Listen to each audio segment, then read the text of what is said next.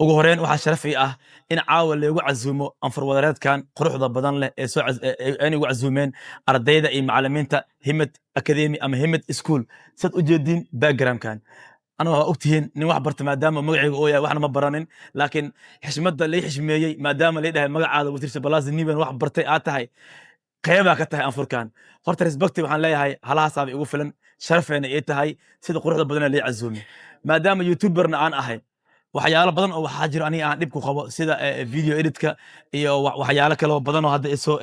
soo kordhiyeen Himad sanadkan waxaan rajeynayaa 2026 inaan qayb ka noqdo dadka faa'iidada ka qaadan doono maadaama ay sanadooyin badan jireen haddana waxbarasho kale oo dheeri ah sida video editingka ama video graphica waxyaalo social media waa taqaani kaliya lama isticmaalo shaqooyin oo u gaar ahaba jirabo oo lagu qabsado laakiin anaga danteena waxay tahay maadaama social media aan isticmaalno shaqadeena aan meesha ka dhex aragnay anfurku waxa ay iilsi weyn boorkan fiiri waxa ku daawacan oo aniga xiisaha iyo galgaceelka aan u qabo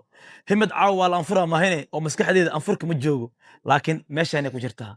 macallimiinta waxaan rajeynayaa inaan si qaas aan ula kulmaano macallin sida ugu dhaqsiyaha badan aniga halay kala tuuro laakiin ardaydiina kale iska haysta ama hal san wax bara ama loo san wax bara ani isoo koobaan leh maadaama faraay cunayaan 6 bil ama 5 bil halay dhigaan leh been ma idin sheegaya anfurka caawa baahida u weyn waxbarashada xaggeeda waa ama editingka ama video graphica sharaf iyo karaameen ay tahay kaligeena ma ahan adigana waxa waaye hasdhihin wasiirka dii loo fududeeyo adoo lagu adkeena adiga kugu xiran tahay